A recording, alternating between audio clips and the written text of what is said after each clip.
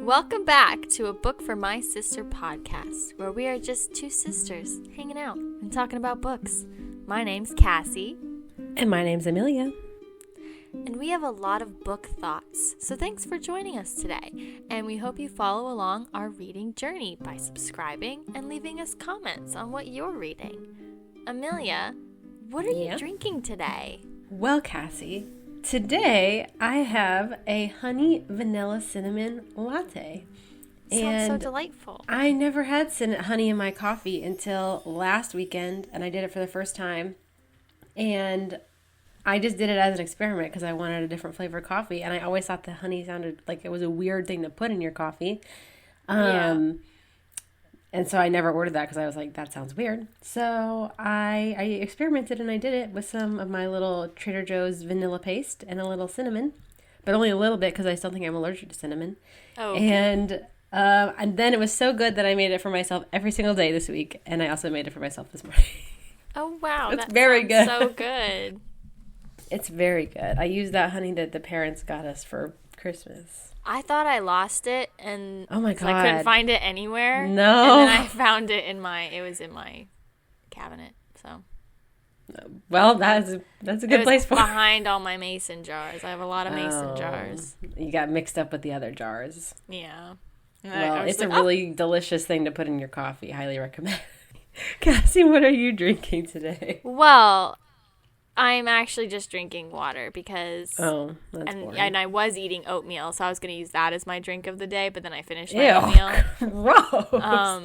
So my oatmeal was really delicious. What kind of oatmeal was it? It was chocolate with my chocolate protein powder, and it had some Trader Joe's almond butter and frozen blueberries in it. Wow. And it was just absolutely delicious. I just slurped that stuff up. Ew. Was it baked? Was it baked or was it just like... No, I just overnight oh my gosh, oats? Yeah, or... I found a way. Well, I found a way. I found out how to microwave oatmeal. Discovered. I discovered how to microwave my oatmeal. And it's really a game changer. Like instead of cooking it on the stove? Yeah. And so it's okay. one dish. It's the dish you're eating. And you don't have to ramekin. clean anything other than the dish. And then you just throw in the dishwasher. And and I just microwave it in water to get them soft. And then I just stir my protein powder, milk, blueberries, almond butter, yogurt, whatever I want. I stir it in there. I just eat it. And it is so good. And it takes me all of 3 minutes. That sounds nice. It is nice. And if I'm going to eat oatmeal, I got to have a really specific texture. So that probably wouldn't work for me. But that sounds maybe nice. not. Maybe not. But it works for me. So, there you go. Yeah. Well, today is our 4th Science Fiction Friday episode. Beep, beep, beep. So welcome in.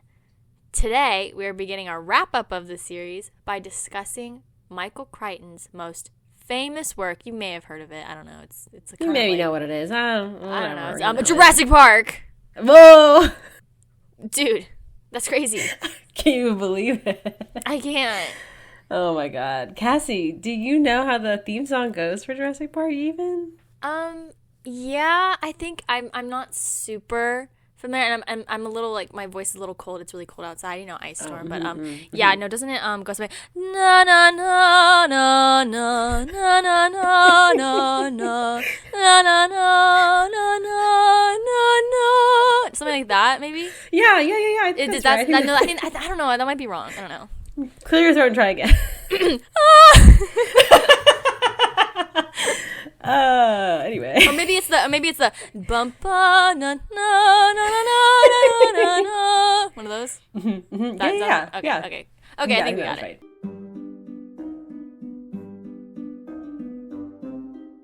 So today we are diving into the land before time and beginning our conclusion to the series that has made Michael Crichton books a household name, Jurassic Park.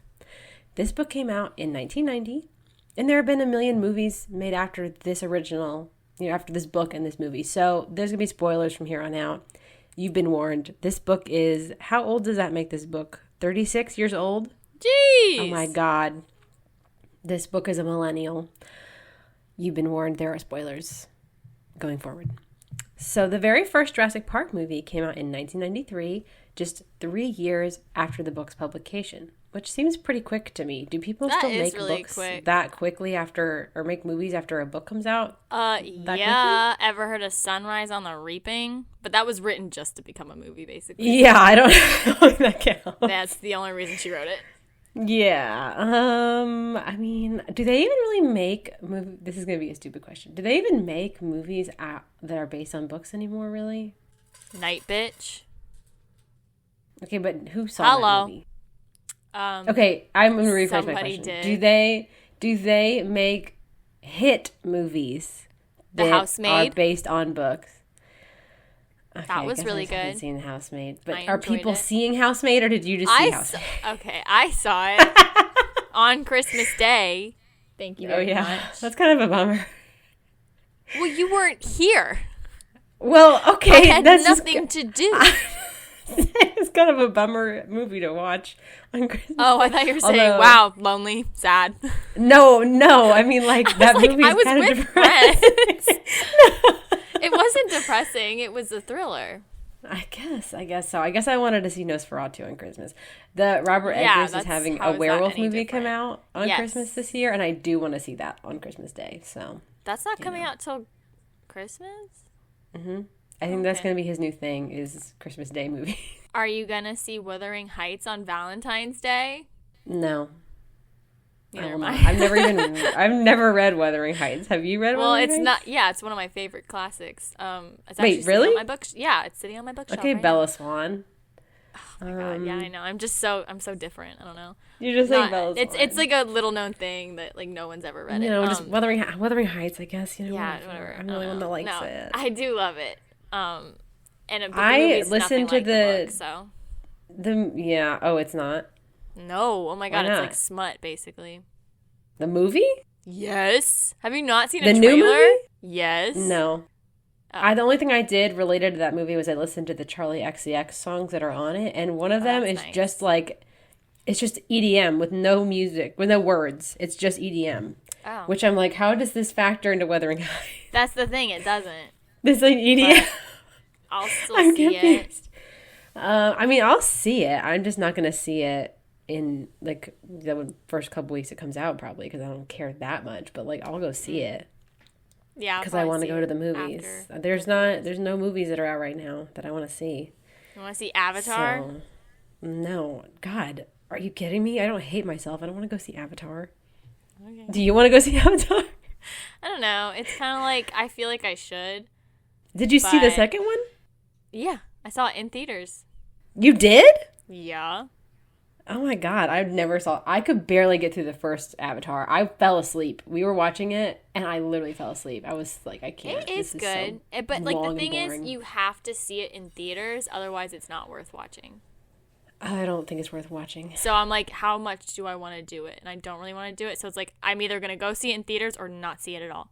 So I'm not going to see it at all. It's like 3 hours long. Yeah. And also, I thought the trailer for that movie was so funny because there were no words. It was just very aggressive cut shots from different scenes, like constantly. It felt like I was spinning. Like you're constantly going from scene to scene. There's almost no words. There's like 3 lines of dialogue in the whole trailer, but the trailer is like 2 minutes long. And it just feels like you're being like taken through every scene in the movie at like hyperspeed. And then you get like 2 lines near the end.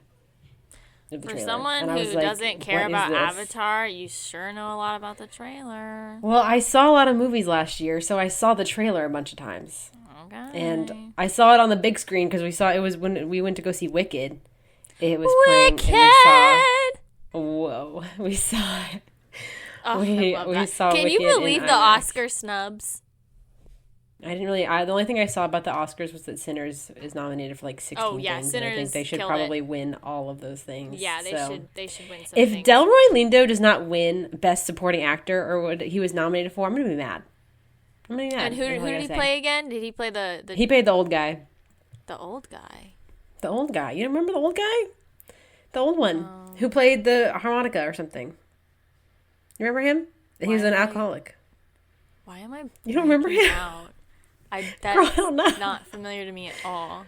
Did the guy? Well, then I guess the guy who plays The singer, I guess he didn't get nominated for anything. Oh my God! Wait, did he not? That's actually, I don't know, because he was so talented. His name is and like I loved Sam the something. song he sang. Oscars, Sinners. Best Picture, Best Actor was Michael B. Jordan. Right. Hello. Do I get to know? Or this Hello. List? Yeah, Michael B. Jordan. Hello. Best Supporting Actor is Delroy Lindo, Jacob Elordi. Blech. Okay, no. Oh, for Frankenstein. What about maybe the best song? Best sound? Wait, they don't even have... Don't they have like a best song category? Oh, this guy. I'm looking up Delroy Lindo right now. Yes, this him. guy. You know Yeah, is. I remember him. See, Okay, not if as Sinners memorable win to for me. best sound... I mean, why... I'm confused about why they don't have the music award. That movie was about music. Okay, anyway, it doesn't matter. But Yeah, that's. I'm like, that should be like best original song. I swear to God, if Jacob Elordi wins for Frankenstein, I'm gonna throw something at the wall. I don't even care about the Oscars. I literally don't care. No, yeah, I don't care either. Except that Wicked was snubbed majorly. Well, that's crazy that Wicked didn't get nominated for anything, but people Not didn't even, really like, like the best- second one. I know, and But we've I talked really about liked it, it. and I they're know. just stupid. I'm sorry. It's, They just don't understand. but That's what the musical is. I'm sorry. If you don't like it, you don't like the musical. And that's all I'm going to say about it. yeah, but so I don't even care. I literally don't care about awards season. Like, I do not care. But if Jacob Elordi wins any of those awards for like best actor or whatever, I'm gonna scream, because you know what? Frankenstein was fine. Okay, did he do a good job? Sure, yeah, he did. He did. I'm not gonna say sure. He did do a good job. Okay, he did. But Michael B. Jordan played two people in one movie with distinct personalities and voices. Yeah. And that movie was far superior. If anybody is going to come at me and say that Frankenstein is a better movie than Sinners, or if you're going to say One Battle After Another is better than Sinners, I'm so sorry. What is the point of a movie about revolutionaries with Leonardo DiCaprio when Leonardo DiCaprio is currently building a resort in Tel Aviv? I'm sorry. Yeah. What is the point of something like that? Yeah. What is the point? The only good thing Leonardo DiCaprio has contributed to this world is the meme where it says, "No, don't turn 25. You're so sexy." LOL. My roommate's turning 25, and so I send her that sometimes. Oh my God. Oh my God. Like, I understand that like Teyana Taylor did, and I have not seen that movie. I thought about watching it when it was put on HBO, but I honestly don't know if I can bring myself to watch a movie that has like a new movie with Leonardo DiCaprio. I was about to say, not us watching The Great Gatsby a few weeks ago. And I literally watched The Wolf of Wall Street last week. Like, oh yeah, and you loved it. Will I occasionally I thought it was kind of... I liked it, but it was described as a comedy online, and I was like, this movie was not funny. There are funny parts. There's like, I guess, like darkly funny bits, but I was like, I would not describe this as a comedy. But yeah, okay. And it was so long. I was on hour 2, and I was like, I'm gonna get up and make some tea, and then I'll finish this and I'll go shower, because I was like, oh, like I want to go to bed. And then I looked and I had an hour left. I was like, oh my God. Yeah, girl. It was when they had just done those really old Quaaludes. So he was crawling to his car, and I was funny. Like, there's an hour left to this movie. But anyway, like, will I watch an old Leonardo DiCaprio movie? Yes, I will. Okay, you know what? He's a good actor. But this movie just made me especially mad when it came out, because he is doing all this. And you know what? He used to be that environmentalist guy, and building a resort in a country that's doing genocide. That's not very environmentally friendly, first of all. Just to be totally basic about it. But also, he's doing that, and then you're going to tell me that he's playing some sort of like ex-revolutionary in this movie that I'm supposed to care about? No, I'm sorry, I can't care. I can't care. She doesn't care, guys. The only thing I care about in this award season was when Mark Ruffalo got up there and he said, and the reporter said, "How are you doing?" And Mark Ruffalo went, "I'm not doing good." Yeah. Let's talk about it. Yeah. That's the only thing I cared about. Anyway. Anywho. Let's talk about Jurassic Park. Jurassic Park! There are 6 movies in addition to the very first Jurassic Park movie. So the very first Jurassic Park movie, that's just called Jurassic Park, came out in 1993, 3 years after the book's publication, as we said before we went into our little tangent. Since then, 6 more movies in this franchise have come out, and each time they just get a little bit worse. So in order of release date, here are the movies. So it's Jurassic Park, The Lost World Jurassic Park, Jurassic Park 3, Jurassic World, Jurassic World Fallen Kingdom, Jurassic World Dominion, Jurassic World Rebirth. Say Jurassic 7 times in a row and tell me that it's I also love that Jurassic Park 3. Jurassic Park 3 does not get a title other than just Jurassic Park, but Jurassic Park 2 is called The Lost World Jurassic Park. It's not even called Jurassic Park 2 or The Lost World Jurassic Park 2. Well, that's because it's based on a book and Jurassic Park 3 ain't. And you can tell because, well, they both are bad, but Jurassic Park 3 is really bad.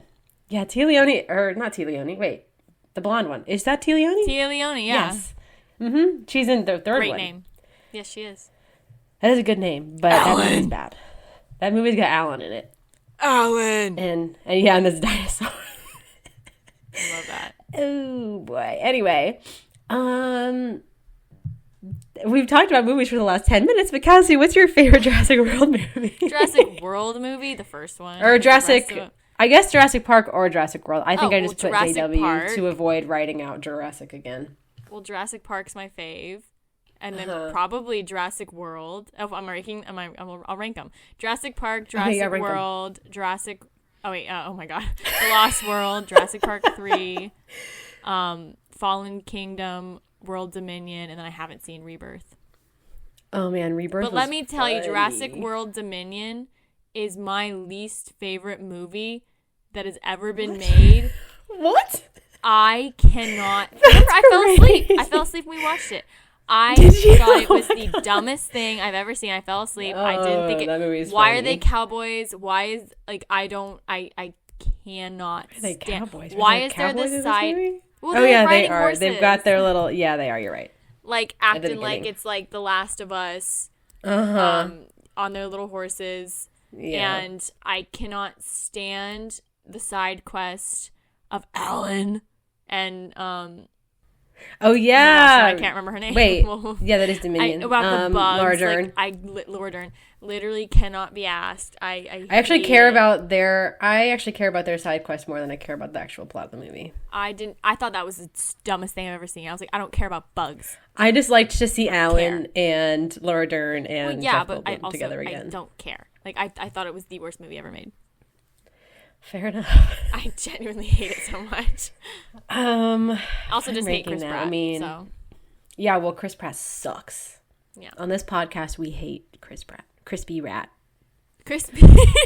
Crispy Rat. Crispy Rat. That's funny. Oh, man. Okay, so for me, I mean, Jurassic Park is obviously number 1. Like, leagues ahead of everything else. And then... I mean, I just kind of dislike the rest of them.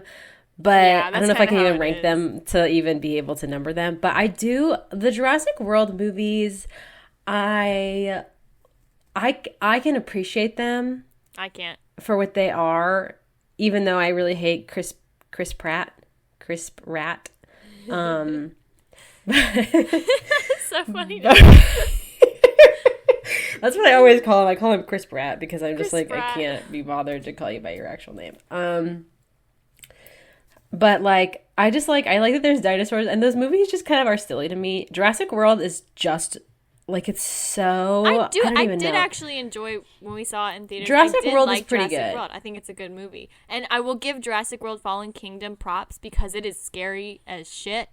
But is it scary? That, oh my God, I was terrified. I guess the dinosaur is kind of scary at the end, where it goes like ding, ding, ding. Oh, I hate it. So yeah. I guess that's like, I've seen that, but that's all I'll give it. Me and Thomas make it a point every time one of these comes out to go see it in theaters. So I've seen all of the Jurassic World movies in theaters. Jeez. I do feel like that's a good place to see them. I think Jurassic World Rebirth, I would not watch again. I would not watch that movie again. Not it wasn't even actually for what's his face and slutty little glasses. Jonathan Bailey. Jonathan Okay, Bailey but he's hot in that movie. He is so hot in that movie. But those are slutty little glasses that he has on. But I don't think I would watch that movie again because like there's no point in rewatching that movie. But actually, we'll get into this later when we're talking about the book. But there were some scenes. There was a scene in Jurassic World Rebirth that is actually in Jurassic Park, the book. Oh, that was not in the movie. That's fun that they. But it was drew from in that. it was in Rebirth. I know. I kind of had a little bit more respect for them when that happened. Yeah, I'm 'cause I like, was you actually read the source material. That's they good. pulled from the very first book like an idea that they didn't use because Jurassic Park, the book, is full of everything happening that you can't use all of it, and they pulled something from it, and I thought that was interesting. I haven't seen it obviously, but I have a guess in my head of what scene they used. I mean, I think it's in the trailer, so you probably do have a correct guess. Well, I don't even think I've seen the trailer. You've never seen the trailer? No, like I genuinely saw nothing about that movie. Oh, well. Except for Jonathan Bailey's slutty little glasses, but that's it. His little glasses. So when we talk about it, I'll tell you if I was right or not. Okay, yeah. Okay.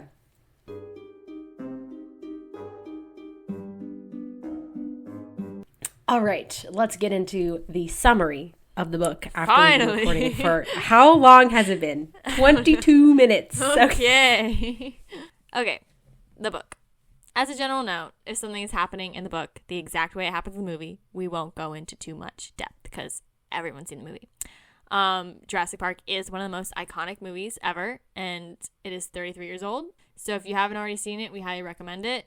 And so go watch that. And that's also why we're not going to go into a lot of detail about it because everyone should see it. We are going to go into intense detail about everything else. Which is why this outline that's why it's 7 pages. Buckle up, Buttercup. Okay. This book starts with an introduction, like so many do, in which we are told that unregulated scientific experimentation is rampant, with venture capitalists funding all sorts of outrageous science, which Crichton describes as uncontrolled, thoughtless, and frivolous research in the enterprise of biotechnology. He'd probably say the same thing about climate change. That's why I wrote that, because I was like, funny. I'm hearing some of the same bells tolling in the background here. Yeah, so there's essentially no regulation on this new science. And how dare they? How dare they push forward? Do science. Don't do science. Don't do it. There should be regulations, but don't do it. And maybe venture capitalists should not be funding a bunch of crazy, and also, uncontrolled don't science, make dinosaurs. That's not a good idea. Yeah. I was just thinking about friggin' Laura Dern. God, she's so the woman she is. I was thinking about Wait, you just just give me a second. I just need to talk about Laura Dern for a second. No, I was thinking about her scene when she's like, and she's like, they're wild animals. They don't know what year it is. I'm like, yes. Oh, I love her. Okay. Then we are brought to Costa Rica. A doctor who just graduated from med school is posted on a remote fishing village where she is the community doctor. She has an assistant with her. That doesn't seem necessary. Doesn't matter. A helicopter lands with an injured teen. The adults with him say that he was in a construction accident, run over by a backhoe. But she takes one look at his wounds and says, "Yeah, I don't think so." A man who appears to be in charge starts talking to her, and she asks if the boy has been mauled. The guy goes, "What? No, never. But he has large tear marks on him that smell decayed. Ugh." And she also finds out that the teen has defensive wounds on his hands as though something came at him. Her assistant claims that the boy was attacked by a local spirit who has been attacking children and says, "Oh, nothing we can do." The boy dies and the men leave. Wow. Hint, it's not a local spirit, it's a dinosaur. Then we see a family of 3 arrive to Costa Rica, and they're driving to a remote beach. And there's a weird sidebar here from the husband's perspective, which he says that his wife convinced him to come to Costa Rica because she was like, this will be so fun and relaxing and beach. And then he finds out that she really just wanted to get plastic surgery, and it's like good and cheap in Costa Rica. That's so she lied a crazy to him. thing to lie about. And then, By the way, I'm getting a BBL. I actually want to get plastic surgery. And then later on we get a perspective from the kid, because it's a kid and their parents, and we get her thought saying that she doesn't want to hear her mom talk about losing weight. Because, women be getting plastic surgery. And I don't know. Yeah, I don't know about you, but that's all I think about is getting that's plastic surgery. All I want to talk about is going to Costa Rica to get plastic surgery. Yeah, and like if I don't lose 75 pounds, that's over half my body weight. If I don't lose it, that's all I think about, really. Oh man. So anyway, they get to this remote beach, and the kid wanders off looking for lizards because she's like a little nerd child. So she finds a lizard, and she's drawing it on a little piece of paper, and then the lizard attacks her, and she blows up like a balloon, and her parents have to drive her to the hospital. And then they're like, why did we go to this remote beach? We're so far away from everything. Oh my God. And it's like, okay, well, maybe we should talk about that. Liposuction, I don't know what to tell you. Susan. Yeah. It's a mom's fault. So they're at the hospital, and a biologist there confirms that they are lizard bites, and the girl gets better after they give her like a steroid. They're like, oh, she had an allergic reaction to something in the saliva of the lizard. But then the parents are like, okay, cool. And then they leave, and the biologist looks at it again, and he's like, there have been a lot of lizard bites affecting small children in the area. So then he doesn't know if it's a lizard, because he's like, I don't know what kind of lizard this is. All these kids are getting these weird bites, and they're all getting the same reaction. This is just weird. So he sends the body of the lizard, which I guess they had, to Columbia University. We decapitated it. They were like, here's the whole body of the dead lizard. So he sends it to Columbia University, who confirmed that it is a lizard. Then there's a baby in a hospital, a newborn baby, and it is killed in the night. The bebe is killed by a lizard. The nurse on call. I don't know. The nurse on call decides not to report the baby death as death by lizard because she doesn't want to get in trouble for lack of supervision. So she says the baby died by SIDS, sudden infant death syndrome, which seems like really bad to do. Yeah, they're like, but they're like bites. Oh, no, it was SIDS. They were like, no, we know the baby has bites on it and scratches because it was like brutally attacked by this huge nailed lizard, but it was SIDS. Sorry. Like, what? That's so crazy. And then also SIDS is the saddest thing that's so sad. No, SIDS is very sad. It is crazy so that this horrible. happens I to can't the babies. believe that. Ugh. I know, it's horrible. Okay, anyway, oh my God. Also, how did this giant, like, this lizard is like a 3-foot tall, like, lizard with a tail, like a long tail. Imagine a dinosaur. Yeah, no, it's a dinosaur. Just a small, imagine a small dinosaur. I just dropped my microphone. It's going to be loud. Oh my God. So how did this thing just get into the hospital wing? Like, it sounds like it came in through a window, but like, why are there open windows in the hospital? It's hot. In the baby room? Where you're keeping the babies? The newborn babies? No. Anyway, so all that is happening. A girl is scratched, a baby is killed, and now we jump forward and we see Alan, which we're just going to call him Grant. Alan. From now on, his name is Alan Grant. He is in Montana doing an archaeological dig, as we know him to be doing at the beginning of the movie. Ellie is here as well. The two of them are not together. They're not dating. She is much younger than him, and she's like not his student. She's his colleague, but she's younger than him. He's like in his 30s or something, and she's 24. And so we have Ellie show up. She's described as being gaped at by the men around her since she is, quote, wearing cut-off jeans and a work shirt tied at her midriff. She was 24 and darkly tanned. Her blonde hair was pulled back. And yet, why aren't we getting a description of what Alan Grant is wearing?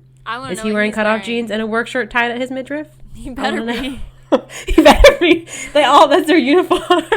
They're all walking around like that. It says, I'm an equal opportunity offender. Yes. So that's on page 35 that we get also, that if description you're of Ellie. at an archaeological, dig, you're not wearing cutoff jeans. She's wearing cutoff jeans. You're wearing jeans that cover everything, and your shirt. I know she's gonna get a sunburn. You're gonna get a sunburn. She's darkly tanned. She has skin cancer. Is what's happening. Yeah, no, she's So they're doing their dig, and then a guy from the EPA shows up, and he has some questions about John Hammond, because John Hammond is funding their dig.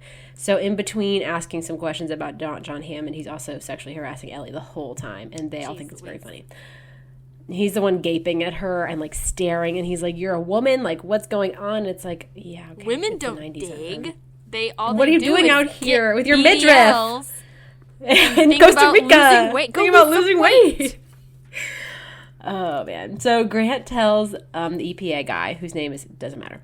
He tells him that Hammond has funded their research, and the EPA's guy is like, well, he's being shady, and he's been collecting amber for years, and now he has the largest amber collection in the whole world.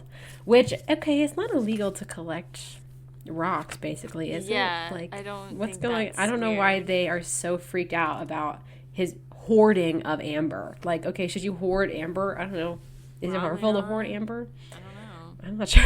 Maybe you should give it to a museum, but it's like if you you got it, so I don't know, man. Found it. Well, he's been buying it like from museums and like stuff. So well, then that's just whatever. I don't business.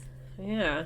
So then the EPA guy leaves, and then as soon as he leaves, one of the Columbia doctors calls and sends Grant a photocopy of the lizard x-ray, because she is like, I don't think that that's a lizard, but her boss like forbade her from saying it to anybody, because her boss, the Columbia doctor boss, is like, it's a lizard, now shut up. And she's like, I don't think it's a lizard.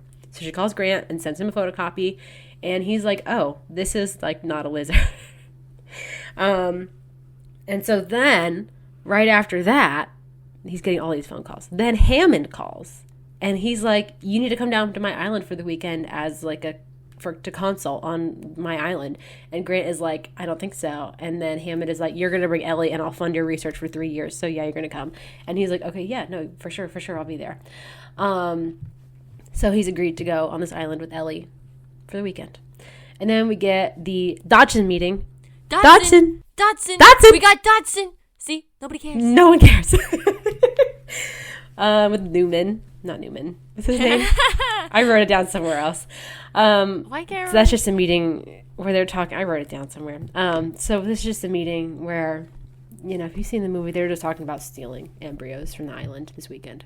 The dino embryos. Yeah, this weekend we're going to steal embryos. Steal some embryos. Dude, that's so crazy. Last weekend, I stole so many embryos, bro. Okay. And so then they get on the plane. Ellie and, what's his name? Grant. Get on Hammond's plane. And then Ian Malcolm shows up, who's like an annoying rock star math theoretician who wears all black. And he's like, hot because he's Jeff Goldblum in 1993. And then he gets on the plane, and Ellie asks him why he's wearing black, because she's like, well, won't you be hot? And he opens up his response by saying, quote, you're extremely pretty, Dr. Sattler. I could look at your legs all day. Wow. Page 73. So, that's okay, so wild, great. Because if someone said that to me, I'd actually punch them in the face. I know. And she just sits there, and she's like, oh. I'm like, is nobody going to say... That's not appropriate. Maybe we shouldn't sexually harass people that we're encountering like, dude, I'm like your this. Colleague. But I just can't. But also, whatever. A doctorate by 24? Yeah, I don't know if she's got a doctorate.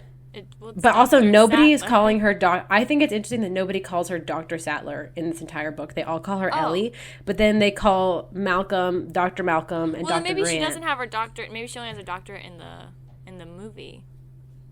No, she has a doctorate in the book. They call her Dr. Sattler. They just don't. He calls her Dr. Sattler this one time. Okay. And she, I think Grant introduces her as Dr. Sattler, but nobody calls her that for the rest of the book. They call the men doctor, but then she's not. They're just like, this is Dr. Sattler, and everyone's like, that's Ellie. Typical. I'm like, okay.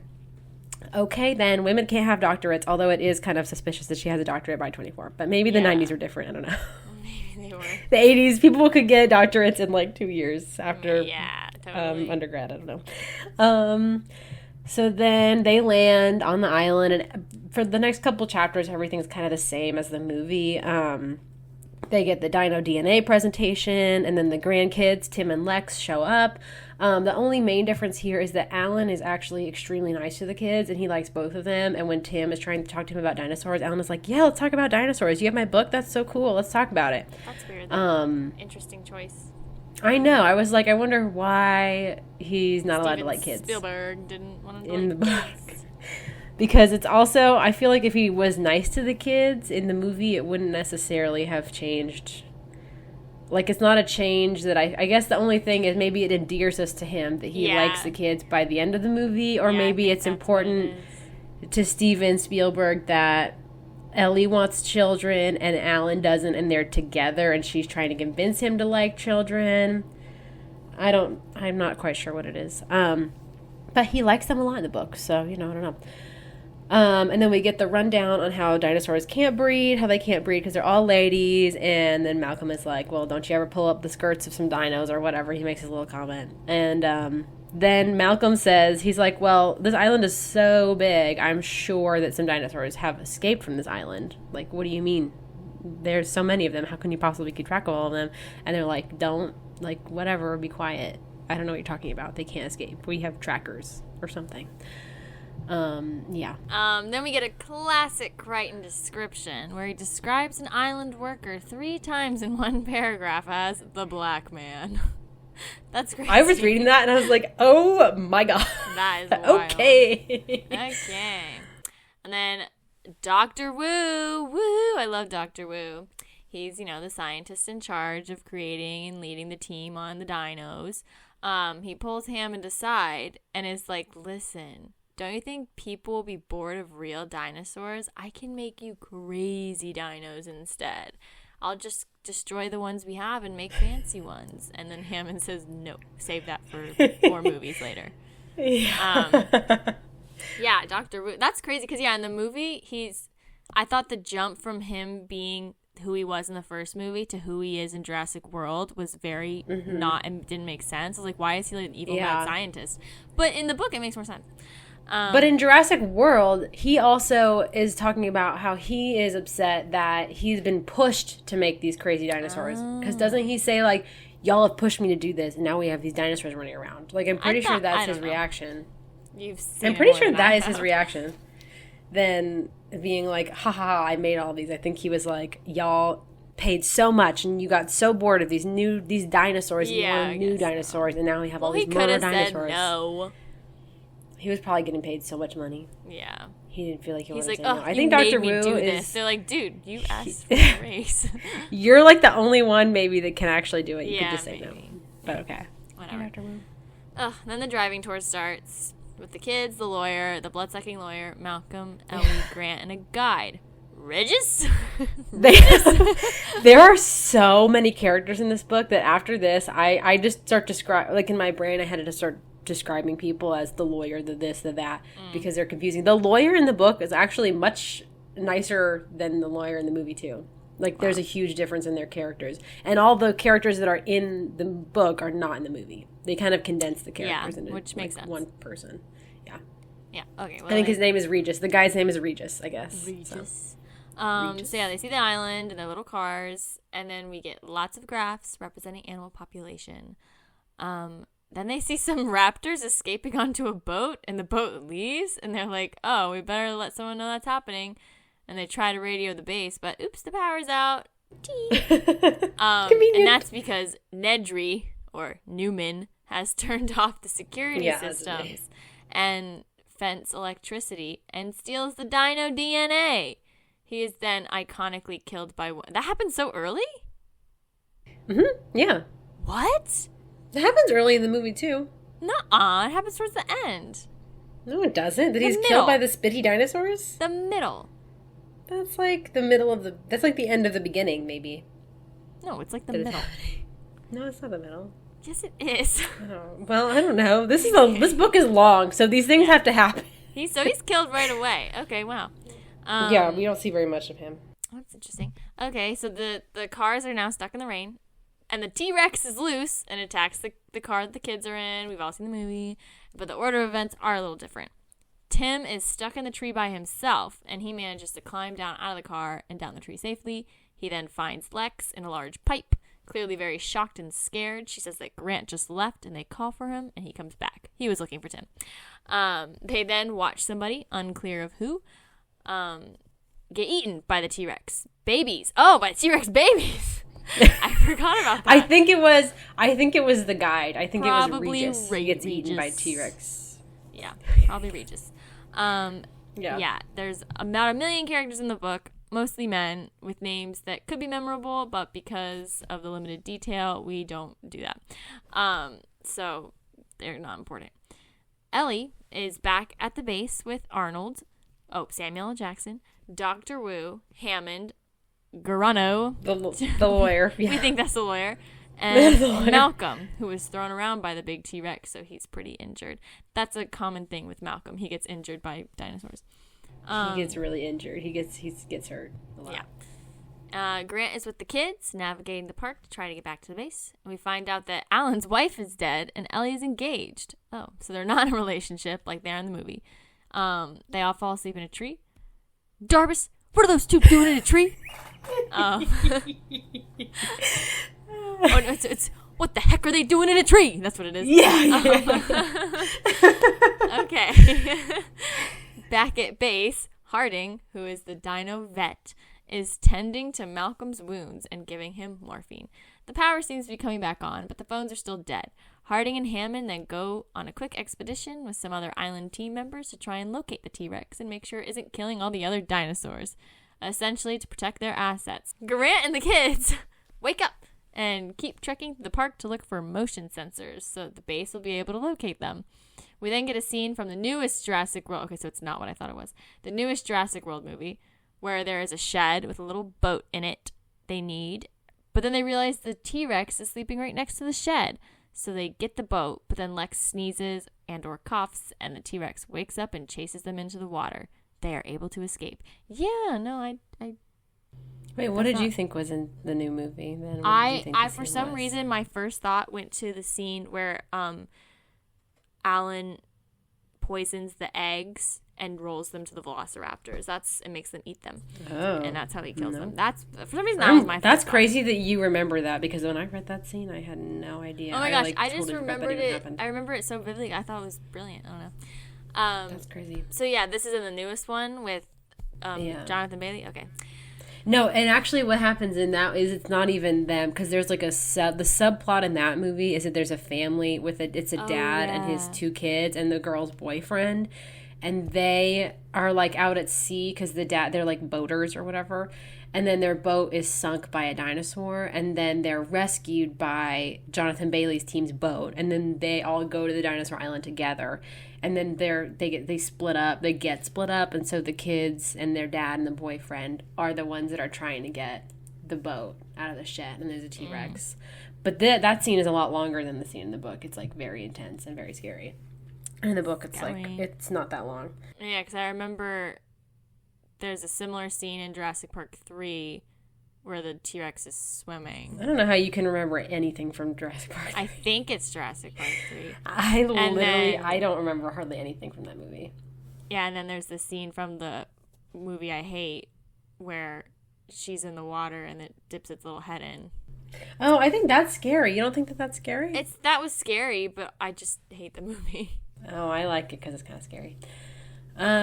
So then Grant and the kids get the little boat, and they sail down the river, because there's like a river that goes all the way through the island, so it can kind of take you wherever. It's just kind of a dangerous place to be. So they go into the aviary, where the pterodactyls are. They're looking for motion sensors that are around the park, because they're trying to be like, well, if the power is on, then they can see us in the motion sensors at the base, and they'll know where we are. So they go into the aviary, and the pterodactyls are there, and the kids are like, are we going to get attacked by these things? And Grant is like, no. And then they get attacked by them. And so then they get back into the river, because they're like, we're getting away. And then they get attacked again by the T-Rex, who pulls off Lex's life jacket, and she slips out of it, and then she falls into the river, and she almost drowns because she's been thrown back into this river by a T-Rex. The T-Rex leaves, and then Grant gives Lex mouth-to-mouth to resuscitate her after she basically drowned, and Tim is fine, and he never is electrocuted. Tim does not get electrocuted. I feel like that makes more sense in the movie because he definitely would not have lived if he got electrocuted like that. Well, yeah.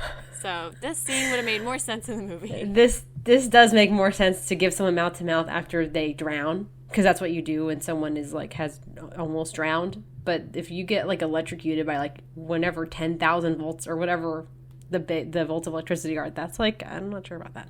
You would need to like electrocute their heart back or something, not give them mouth to mouth because his heart stopped. Is that what you do when someone's heart stopped? Well, he was doing compressions. I guess so. So anyway, then they locate a maintenance door that's like behind a waterfall, and then so they're like, Grant is like, well, let's go in here and see if there's a phone or something, and the kids are like, no, we're not going to go in there with you because what if something scary's in there? And Grant is like, okay, whatever, then you're staying out here then. So Grant goes in, and the kids are outside of the door, like between the waterfall and the door, and then the T-Rex comes back again and shoves his face through the water. And then it's trying to eat the kids, and it like wraps its tongue around Tim and is like literally about to eat Tim. Oh my God. And then the T-Rex passes out because Muldoon, who's the clever girl guy, the animal, whatever, I don't even know what his role is. Muldoon. He was out before, and he shot the T-Rex with a tranquilizer dart like an hour before this. And it took an hour for the tranquilizer to kick in because it's such a big dinosaur. So right at the perfect time, the dinosaur lets go of Tim. It's not even like taking Tim down with him. Lets go of Tim and then falls backwards, and the kids are fine. And then inside the maintenance building, Grant finds a little tranked up baby velociraptor. So it's like drowsy and like, and it's a boy. The dinosaur is a boy. It's a boy. Life finds a way, you guys. He said, I'm Grant, I'm the baby's father, and I think you're gonna be a boy. Okay. So Grant is like, we've got to take this baby dinosaur back to base so we can prove to them that they've been evolving. So, well, if it's tranked up, wouldn't they know about it? No, I think they were just shooting at all the dinosaurs to put them to sleep or whatever, so that they don't bother each other. So they didn't like they didn't pull up all the dinosaur skirts. They just kind of shot. So why was Grant walking around pulling up the velociraptor skirts? No, wait, what are you talking? Let's talk about that. Oh my God! He sees a tranked up velociraptor, immediately looks at its private parts. Oh my God. That's creepy. Okay. So back at the base, I'm just saying. The power goes out again, and Samuel L. Jackson realizes that they are running on auxiliary power all morning and not the actual power. So that's like their backup power. And so the fences have still been off the whole time because auxiliary power is not turning the fences on. So he's got to go to the maintenance building and turn the power back on. So Muldoon and the lawyer go with him for protection. And then a raptor is like sneaking around and chasing them. And so all three of them separate. So Muldoon screams and runs away and hides in a pipe. And yeah, he's like, ah! And he like runs and hides in the pipe that Lex was hiding in before or something. Muldoon would never. I know. And then Samuel L. Jackson runs into the maintenance shed. And then the lawyer hides somewhere. We're not really sure. He just hides. And so now there's a lot of bouncing around in this book too. You're like going from person to person to person, and it's like, oh my God. So then Hammond, Ellie, and Malcolm, they have moved from the base to the lodge because the base was like attacked by velociraptors or something, and it wasn't safe. So they've moved to the little lodge area, and Malcolm is doing really badly. His leg is all messed up, and he's like drugged out of his mind, and he keeps talking about the ethics of science and whatever. And so then Muldoon shows back up. In the second book too. This man is just he's drugged for all of his books. Like he's being such a burden in both books. He's such a damsel in distress. He is a damsel. And so then Muldoon comes back and he's like, oh yeah, I was able to hide in a pipe and I didn't get killed. And so then the lawyer also, let's see, the lawyer, we're back with Donald Gerano, I think is the name of the lawyer. So we're back with him, and he was able to hide and then sneak into the maintenance shed where he finds a dead Samuel L. Jackson. And he's like, what happened? And then the lawyer gets attacked by the Velociraptor. And then we cut away. And then back at the lodge, Malcolm predicts that everyone is going to die. He's like, we are not making it out of here. And Ellie's like, you think so? And he's like, yes. And then Grant and the kids find a car. And they take the tranked up Velociraptor with them to show them that the dinosaurs are breeding because this one's a boy. So they drive back to the visitor center, which is the base. And they're like, oh, everything's really fucked up. Like, everything is scattered everywhere. There are dead people, like dead guards. And, like, what's going on? And so they have a little walkie-talkie that I guess works now. And they're able to get in contact with Ellie and the others. And Ellie tells them that the raptors are loose and that they might even be in the visitor center. So she's like, y'all got to be careful because they're probably in there with you. And so at the lodge, they decide they're going to try and distract the velociraptors so that Grant can run from the visitor center to the maintenance building where Samuel Jackson is supposed to be and turn the power on so that the raptors will get electrocuted on the fence. What if they're not on the... Why are they on the fence? Yeah, I don't know. What if they're away from the fence? They'll get electrocuted. Well, I think there's a fence around the lodge, and they're like trying to climb up the fence, and like they're surrounding it, and they're surrounding these buildings, and so I think they're like, you know, they're trying to climb up so they'll get electrocuted or whatever, and they won't be able to come in. And so they're trying to figure out how they're going to distract them, and Ellie decides that she's going to be used as bait for this project or whatever. So Dr. Wu radios over to Grant, and he's like, you need to leave the kids in the cafeteria while you run to the maintenance building because that's a good place to leave them, I guess.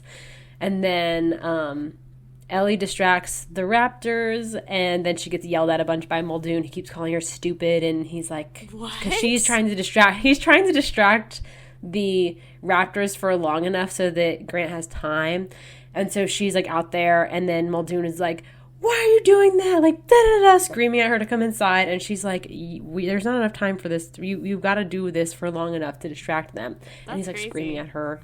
He is, in this book, he sucks. He's so good in the movie with being hunted. Well, there's no clever girl in the book either.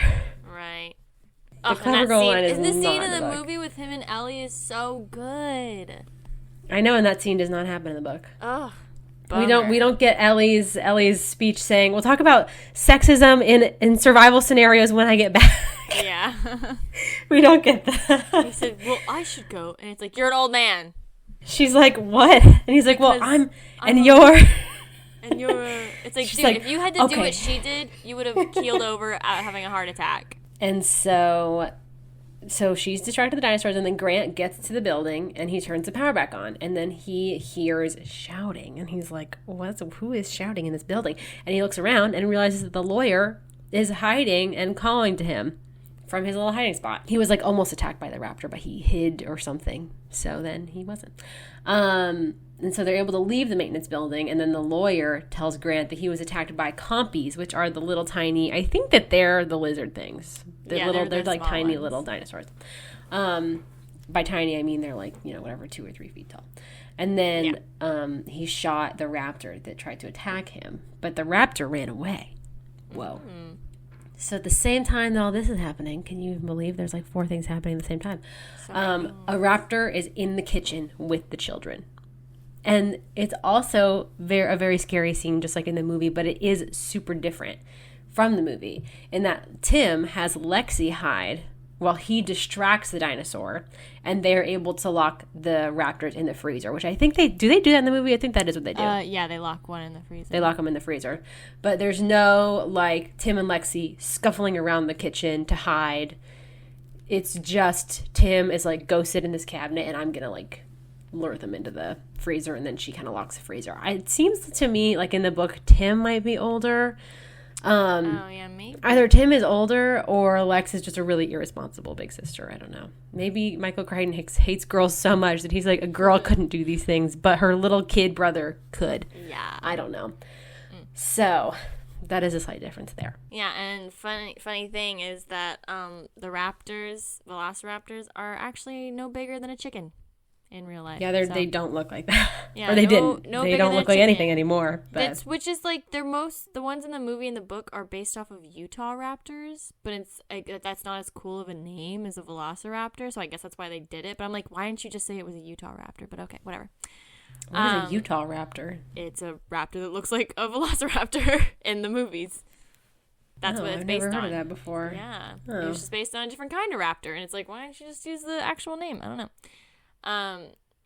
Dr. Wu is still at the lodge, thinking about the science of dinosaur behavior and how he will never know if the dinosaurs are behaving now the same way they would have back when they existed. I feel like, yes, they are. He then realizes that Ellie should probably come inside. He's like, oh, get that girl inside. Because the raptor that was on the roof has disappeared. So he opens the door to call her in, and he gets grabbed and eaten alive by a raptor. I don't remember that.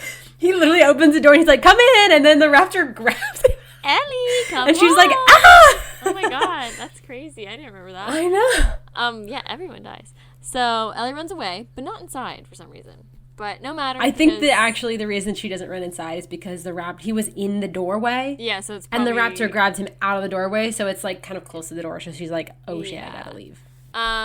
Because then the raptors, they head for the visitor center. Or so she thinks. So the kids leave the cafeteria after trapping the raptor and head to the control room where they're able to get into the computer. Neither of them nor any of the adults know how to use the computer. That's funny. Well, the problem is that Dr. Wu was the only one that knew how to use the computer. No, he's dead. Nobody says, it's a Unix system. I know this. I'm a hacker. Tim is trying to figure out the computer. No, there are no hackers in this movie. No hackers.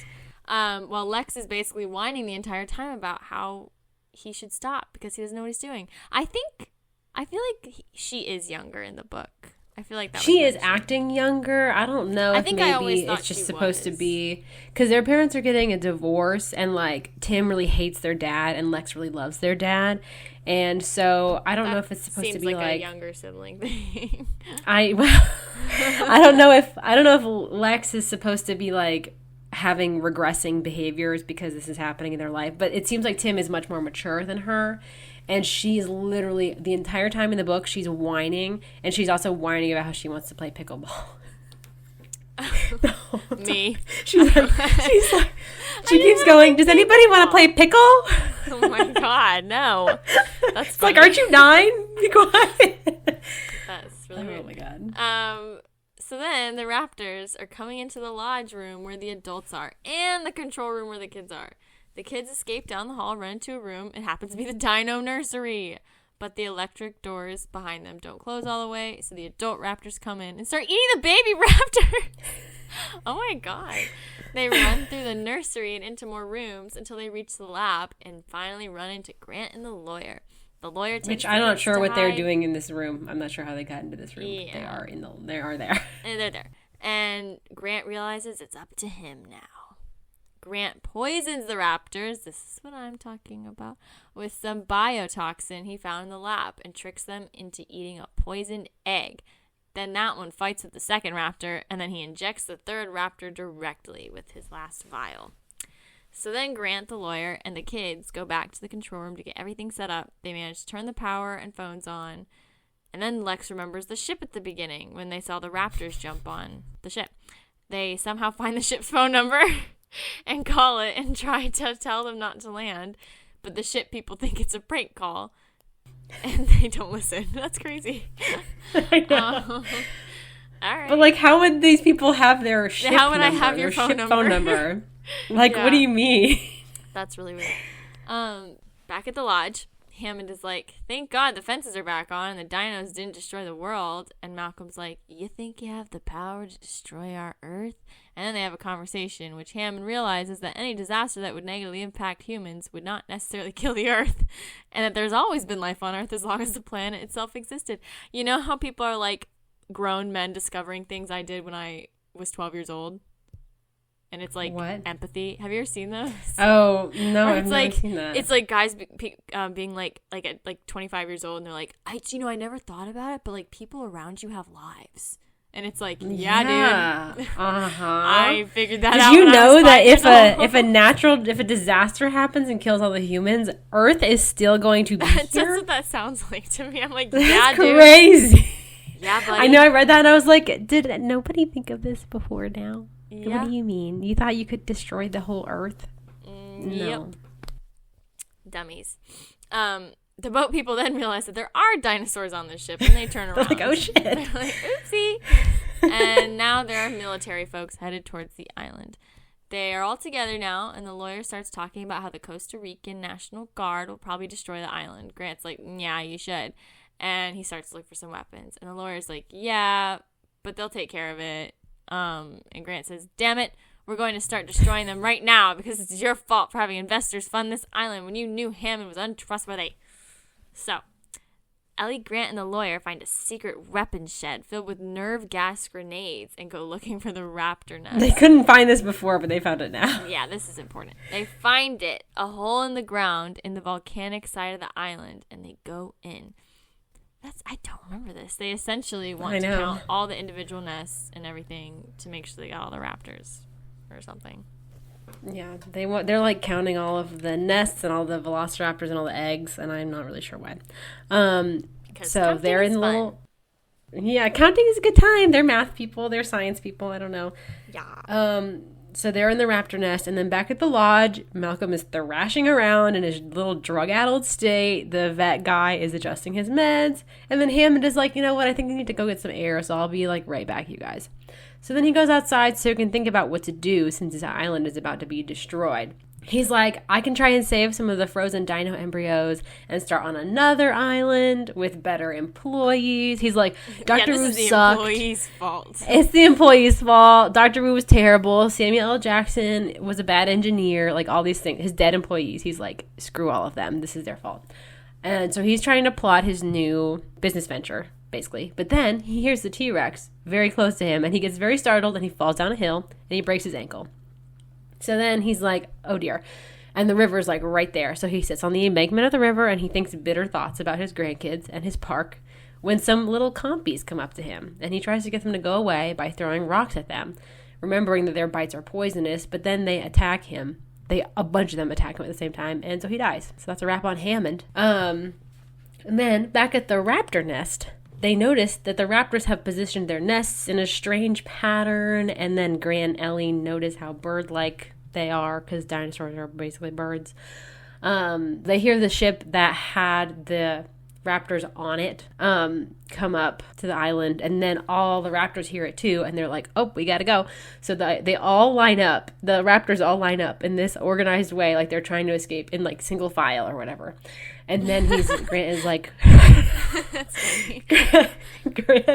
Grant is like, whoa, they are birds and they're trying to migrate. They're just trying to migrate, you guys. So then the raptors are migrating, and then the helicopters land on the land to rescue them from the island. So somehow Muldoon and the kids are already on the helicopter. And then Grant looks around and he's like, where did the raptors go? They're on their migration journey. We don't know where they went. So they're gone. And then Grant is like, what happened to Hammond and Malcolm? And Muldoon is like, they're dead. Malcolm They're doesn't both die. Super dead. Malcolm dies in this book. Wait, what? Yes, he does. Malcolm dies in this book. He's in the Malcolm? next book. Yes, he is. Malcolm in What? this book has succumbed to his injuries. He is dead. What? He dies in this book. That makes We no see sense. him. We see him you in this book sure? say that he is seeing the light and dying. He dies in this book. That's like the craziest thing about this book. So he dies. Doesn't make any sense. He's in the next one. There, he retcons it. We'll get there when we talk about the next book. That's crazy. Malcolm, he comes back to life. So they board the helicopter, and the officers who are rescuing them are like, who is in charge? Like, who can we talk to about what happened here? And Grant is like, nobody's in charge. This is chaos, and Hammond is dead, so I don't know what to tell you. And so then there's the epilogue. So basically what happened is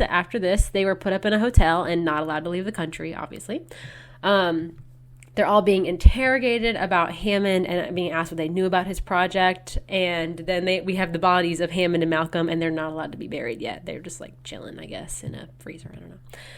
So then the biologist from the beginning of the book is back, and he's talking to Grant and tells Grant that the children on the island are no longer being attacked by little lizards. But it seems that a group of animals is migrating around the island and eating specific crops like soybeans and chickens. But they have not been able to locate the animals. They just like know that there's like a certain like enzyme or something that's like lysine or something that's in it that the animals want. Yeah. And then Guillermo is on lysine. But they have not been able to. He's a dinosaur. He's like a bird. Yeah. But they have not been able to locate the animals. And then the biologist is like, you might want to get comfortable because, like, you're just going to have to stay at this hotel for a while. We got to figure out what's going on. And that's the end of the book. Yeah. That is the end of the book. Crazy. Da, da, da, da, da, na, na, na, na.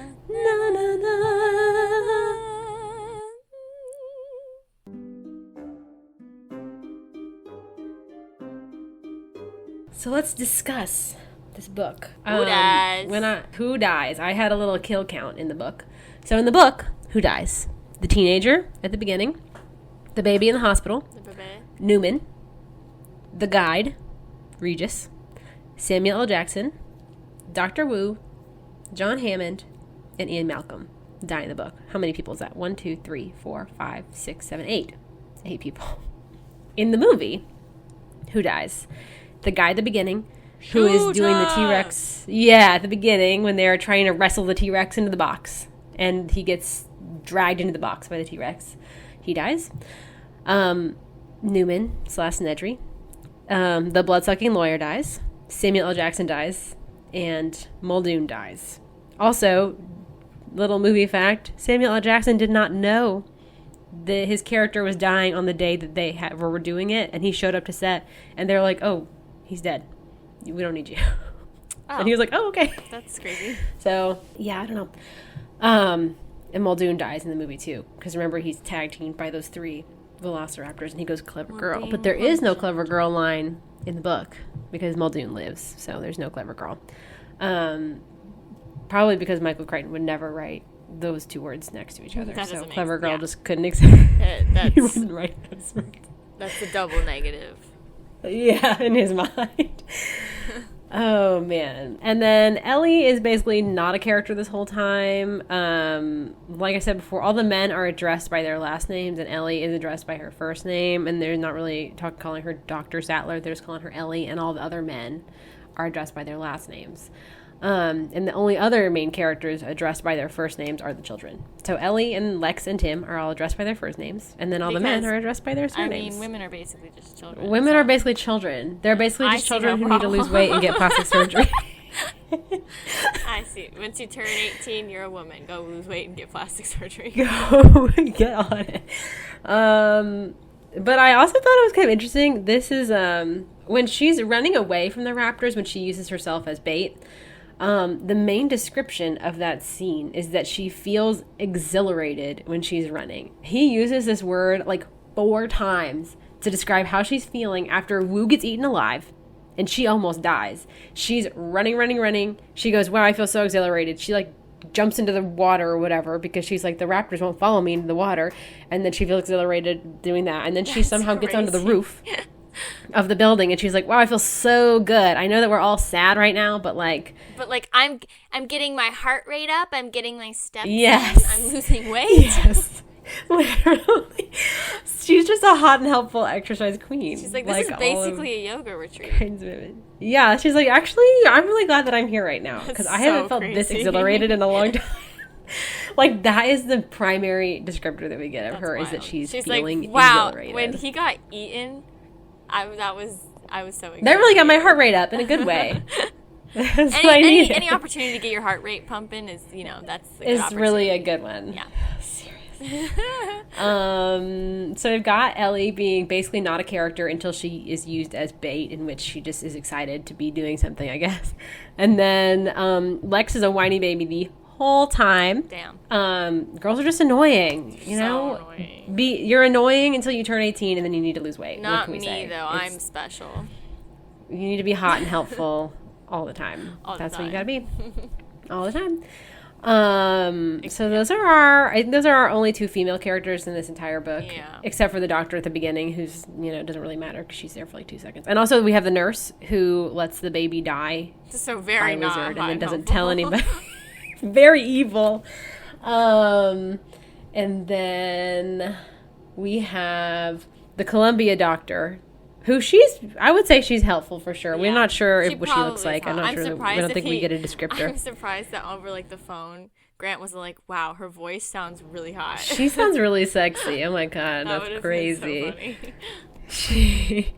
So we have her, and she does go behind her boss's back to call Grant and be like, you know, I think this is a dinosaur. My boss doesn't want me to tell anybody, but I think it's a dinosaur. And those are our women. And then we've got Ellie, and then we've got Lex, who's, you know, a girl, but. And then, of course, we've got our classic normal guy doing action hero Tom Cruise stuff at the very end with Grant. Although Grant isn't, honestly, actually, Tom Cruise stuff, maybe not. No. Grant is just doing science boy stuff. Yeah. He's just injecting eggs with poison. Although he is able to physically fight a velociraptor to inject it with the poison. I could do that. And I would... No, you can't. Yeah, the ones that are inside the chickens. Okay, then sure. So, you know, Grant is doing that. So I would say, you know, it's not like Grant is like running and jumping across roofs and, you know, running away from AI robots and blowing them up and whatever. He's not doing that. Yeah. So that's something. But he does... normal guy doing, you know, outsmarting dinosaurs, which he's a dinosaur doctor, so you know what, or a dinosaur. Makes sense. He's a dinosaur doctor. Yeah, a paleontologist. So basically there's just a lot of characters in this book also. So, you know, we've got our sort of stereotypical Michael Crichton character trope things. But then, you know, all of his books have too many characters in them, to be honest. And there are just so many. At first, like what I've started to do when I skim a Michael Crichton book so that we can talk about it is I literally, every time a new character comes up, I write them down and I write down who they are because I will forget. Because then they're not going to be mentioned for 3 more chapters and then they'll show back up and then they'll die. And you're like, who is that? Who just died? I don't even know. Oh, I was going to say about the women, but I forgot. That I think it's funny how different the women are written in this book versus The Lost World. Because the woman in the Lost World, there's one woman, but she literally does saves everybody. She does all the science, all the Tom Cruise. Like she does while Malcolm's babbling in his morphine-induced state. She lifts him up out of the car or whatever. Yeah, the trailer. So I just think that's interesting that they're very different. I don't know.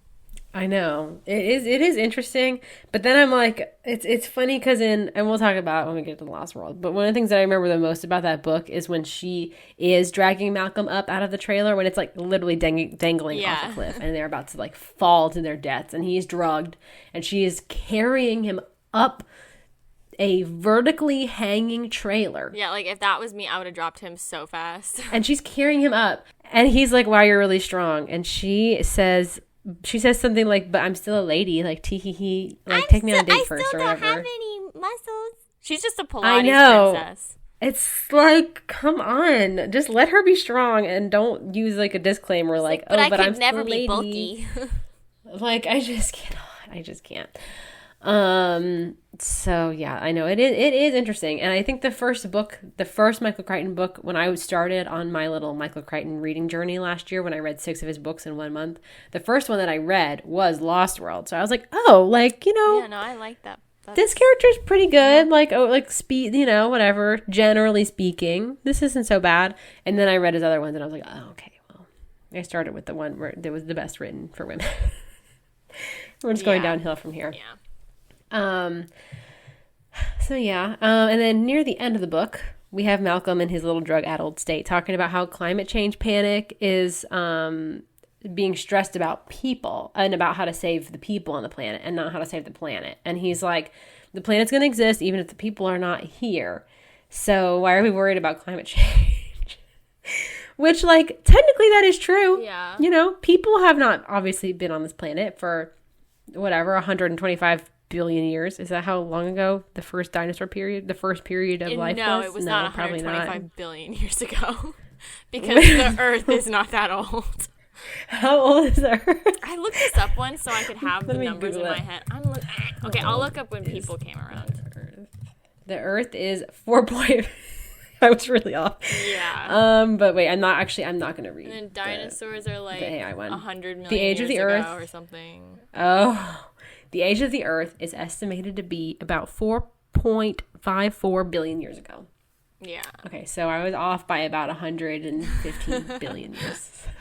Not an honest mistake. Anyone could have made that mistake. Anyone could have made that mistake. Yeah, and humans, anatomically modern humans, emerged about 300,000 years ago. So. Okay. So, very small obviously. blip of time. And it's always so crazy to me, and it makes no sense that the dinosaur ages literally lasted millions and millions of years. Like, it's so crazy. Well, that's how long I think the extinction rate for beings, it's like a couple million years or a few, whatever, not a couple. They were like around forever or whatever. I don't know. But, you get some million years out of it and then you go extinct. So, that's sort of what Malcolm is talking about is he's like, we're going to go extinct anyway. Yeah, they were. Why do we care about climate change? Yeah, dinosaurs and were around for like 180 million years. Sorry. Is that what it says? Yeah. Or are you guessing? No, I looked it up. Okay, that's what it says. Yeah, it's so crazy. Okay. And we've only been around for 300,000. Think about that. I know, we're babies in comparison to dinosaurs. We're babies. But, I think it's interesting that, they're having a discussion about climate change being to save people and not to save the planet, and how he's like, the planet's going to exist even though people won't. But also, if he is saying, he's like, we have several million years to exist, so like whatever, we're still going to keep living. But don't we want to work on climate change so that we have a comfortable world for people to live on? Because I can't do I don't do Ice Age. Well, I mean, we're not. I don't do we wouldn't be alive for an Ice Age. I don't do that. And like people would adapt. Like cavemen lived during the Ice Age. Yeah, not me. I would like in the movie Ice Age, they were the cave people. But people adapt and evolve. And if we're alive, if we're as a species alive for millions and millions of years, then there's time to evolve. That's how evolution takes a long time. But I just thought it was interesting that I'm not sure if Michael Crichton's view is that. State of Fear, which we've talked about before, which has the really big climate change weird essay in it, came out like 10 years after this book. Maybe even, honestly, it was more like 14 years after this book, I think. So it's just interesting to me to hear him kind of talk about climate change here and then hear him talk about it very literally in State of Fear, because he has his essay at the very end of the book where he's like, climate change is not a big deal. So I just thought it was interesting that we have Malcolm talking about it and how he's also kind of like, it's not a big deal because we will go extinct, but the planet won't go extinct. And I just thought that was fascinating. It is interesting. Like, yeah, okay, sure. Maybe it is about people, but people are important. We're alive. I like living. We don't want to cause unnecessary harm to others. Yeah. So, like, sure, maybe it is about the people, but if we have millions of years, we want people to be, comfortable and not like in danger all the time. Yeah. Just a thought. Just a thought, Michael Crichton. Yeah. It's crazy. Dinosaurs were around for 180 million years and they never even invented capitalism. Yeah. Fucking weak. Good for them. Good for them. No, and I do think it's funny when Malcolm is going on one of his many tangents, he talks about how people were not built to do the 40-hour work week. They're not. And I was like, okay, yeah. Because genuinely you're right. That is correct. For the listeners out there, I was working like 2 part-time jobs, and one of those part-time jobs just turned full-time. I am literally like, people do this. This is why. It's absolutely horrible. Like, 4-day work week. I am advocating for a 4-day work week.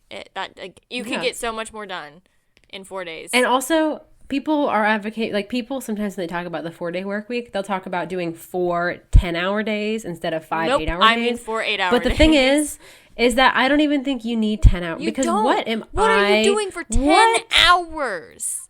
After the first 8 hours, aren't you tired enough? After Do you the really first feel 2 like if you hours, stayed I'm at tired work, and I want to leave. it's true. If you are working from, like, I work from 8 to 5, okay? If you are telling me that I have to be there from 8 a.m. to 7 p.m. or 7 a.m. to 6 p.m. or however they configure it. It's terrible. Okay. I'm not getting anything done. Yeah, I'm sitting and twirling my pencil and walking around. The thing is that work besties. Yeah, like about 30 minutes before lunch, I'm useless. 30 minutes to an hour after lunch, I'm useless. You gotta digest. And then an hour at 4 p.m., I'm useless until 5, basically. Yeah, that's like 3 hours where we ain't working. And you're asking if you're like, you can do 4 days, but you gotta work 10 hours. Honey, no. No, because I brought this up to the parents, and I was just like, yeah, 4-day work week. And Mama was immediately like, oh yeah, what, like work 10 hours or something? And I was like, no. Work 8 hours a day. I was like, we don't just need to be doing that. 32-hour work week, because I like to do things, you know. I like to have hobbies. Like, I like to, because, I work on Sundays now, and it's like, so I have one day to do homework, to go to the grocery store, to clean my house, to do my laundry, to do anything fun that I want to do. Like, absolutely, it's one day a week to do all that. You simply can't do it. Well, and I had that job when I first graduated from college. For everyone who doesn't know me, IRL. When I graduated from college, I worked a temporary job that was about 6 months, and I was expected to be working 72 hours a week. Like, so I had who are you to tell me to work that much? Actually, at first I was working, I think, like 55, and then they ramped it up to be 70-ish hours a week. And so we had no days off. And the thing is that, was I busy working? Yes. But was I busy working for however many hours a day that was? No. I was not. Because what is it that you're supposed to do for whatever 12 hours a day? Yeah. If you're not literally working, if you're not saving lives, literally saving lives, if you're not a surgeon or a doctor or a firefighter, what are you doing for 12? Truly, what are you doing? Writing emails? Seriously, I work currently in an office and I manage software. If you came to me and said, you have to fill 10 hours with this, I'd be like, no. Because what am I going to do for 10 hours in a row that pertains to this? Nothing. There's nothing I could do for 10 hours in a row that pertains to this and have something to do for 4 days in a row. I would run out of things to do like day 1 or day 2. Yeah. That doesn't make any sense. Yeah. So we advocate for a 32-hour work week. Yes. And to increase productivity, because... But we want the salaries to go up. Salaries go up. We need to get paid more. Yeah, like, I swear I was more... When I only worked 4 days a week at my job, I swear I was more productive. Because on Fridays, I don't want to do anything. It's Friday. I want to leave. Yeah. I don't want to be there. Because Fridays are not... Fridays... I mean, who's doing anything on Friday? And one of my coworkers who I really like, she will turn around on a Friday every once in a while and she'll be like, can we have like enrichment time? We have enrichment time in the office that I work in, which is an informal hour or so where we yap about something. Sometimes she'll ask us a random question that we all go around and answer. But recently it's just been me and her fucking around for like a few increments of 15 minutes so that we can pass the time. And so she'll just turn around and be like, can we like talk about something? Because I don't want to do my job. And I'll be like, yeah, what do you want to talk about? That's what me and we work in an open air office. Our other 2 coworkers are doing their work and me and her are like yapping about like a podcast that we're listening to. Or we talked about the Frog Museum in Croatia the other day. Oh. If y'all have not heard of the Froggy, it's called Froggy Land in Croatia. Wow. It's very cool. Cassie, I think I've talked to you about it. It's the taxidermy frogs. Oh, yeah. They're both. They're like in classrooms and like they're like doing different things. I want to go there so bad. We were talking about Froggyland the other day. It's just like, you know what? Do I like to socialize with my coworkers? Of course I do. But I don't want to be there. Like 5 days a week is just too many. It's too many. Or if you're going to have me work 5 days a week, have me do 4 hours a day. Yeah. That's only 20 hours. Well, yeah, but do it to like 32 hours. So what's that, 6 hours a day? Ugh, but that's basically 8, so then just have us work But 40. 6-hour lunch break, it's 5 hours. But I like to have the hour lunch break because I want to go outside, but I'd rather just leave an hour early. I think that, no, it's not a paid. Okay, yeah. So it's like you should take it. You know, you got to take your lunch break because they also don't let you leave an hour early. If I could just be like, can I just leave at 4 every day? They'd be like, no. That's what I do. I just take 30-minute lunch breaks. Which then it's like, why give me an hour unpaid lunch break and then tell me that I can't use it to leave early every day? Because if I can use it the way I want, then why am I not allowed to use it that way? I don't know. Yeah. People died so you could have your lunch break. And so you could have your Saturday and Sunday, which you don't have. You only have Saturday. But for people that work Monday to Friday, so take your days. Okay? That's the moral of the story. Take your days. Take and your days. 40-hour work. Let's say 40-day work weeks. 40-hour work weeks. 40-hour work weeks are a scam. Or I was listening to So True, and Caleb Heron had thought of a good idea where he was like, we only work 3 weeks out of a month, so we have 1 week off every month. That would be amazing. Yeah, like that's a great like idea. 3 weeks, like the full week, or like you still have weekends. He said also 4-day work week, I think, which that would obviously be ideal. He's like, let's work 4-day work week. 4-day work weeks. 3 weeks a month. 3 weeks of the month. Okay. But that's like what people in Europe do, and they're more productive. Yeah, people in Europe have like a mandatory 6-week paid vacation or something. So I think that might just be in Italy and France. I'm not sure if that's all of Europe, but it's not. Yeah, England, I'm just for like, sure. And in Spain they have a siesta where all the businesses are closed, and they drink wine for like 2 hours in the middle of the day. Hour. Like, come on! Why? How is it that people are like, well, capitalism is the best that we can come up with. It's the best we can do. Why? Other countries also do capitalism, and they're doing better than us. So let's look at what they're doing. Also, there's plenty of socialist things that we have in the U.S. Don't you like public roads? Do you like the to library? drive? Don't you like the firefighters? I'm just like, whenever people say that, I'm like, you like to drive you're from your house to the store. I'm like, right? Wait till you hear about the public library. Like, I'm like, oh yes. Wait till you hear about the USPS. Like, oh my god. How about Social Security? Do you like Social Security? Do you like that? Yeah, people are so stupid. Do you like Medicare and Medicaid? Do you have an elderly relative who's retired and also has health care? Anyway, 40 hours a week is a scam. Yep.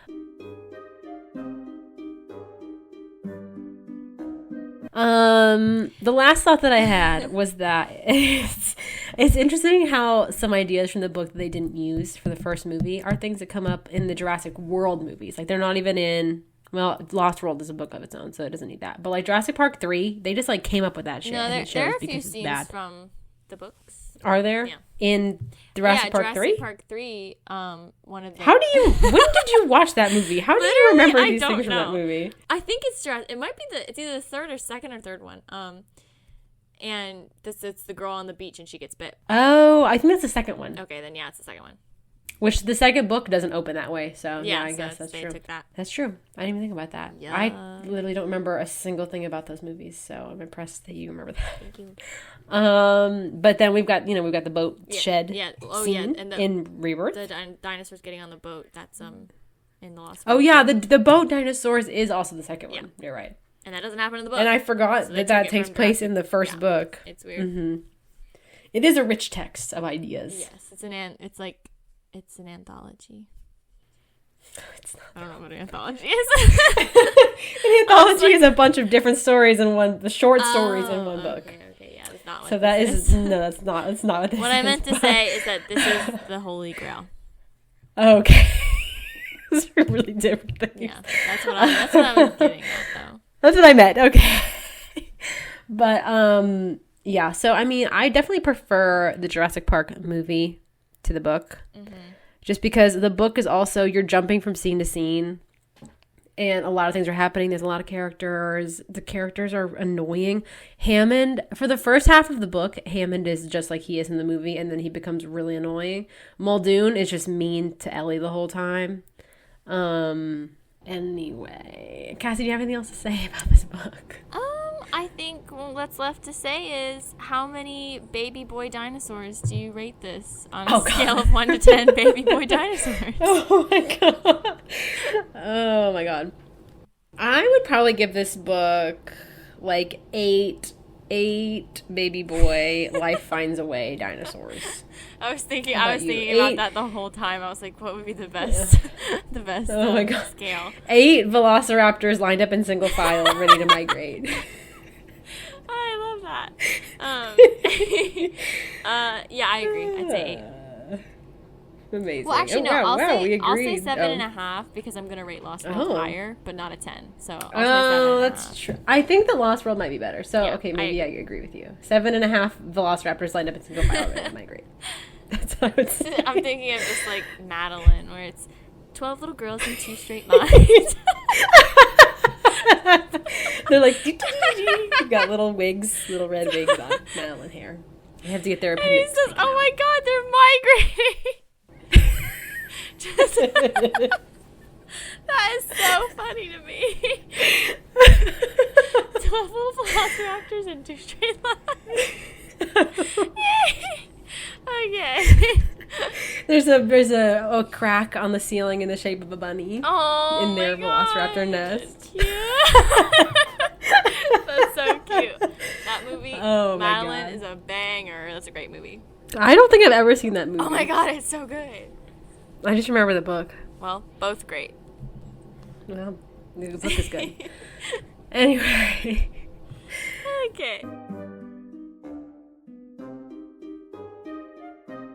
Okay, guys. Thank you for listening to our 4th Into the Crichton-verse episode. We are nearing the end of this little series. Our final episode will be our final Crichton-verse episode will be Lost World, which is going to be our next Science Fiction Friday episode. So if you have any new suggestions for Science Fiction Friday books, we are all ears.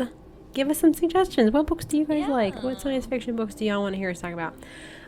Be sure to follow us on Instagram at A Book for My Sister podcast. We will see you guys next time, or y'all will hear us next time. We won't see you, but you'll hear us next time. So keep on yapping and reading. Until then, okay? And remember, we're being hunted.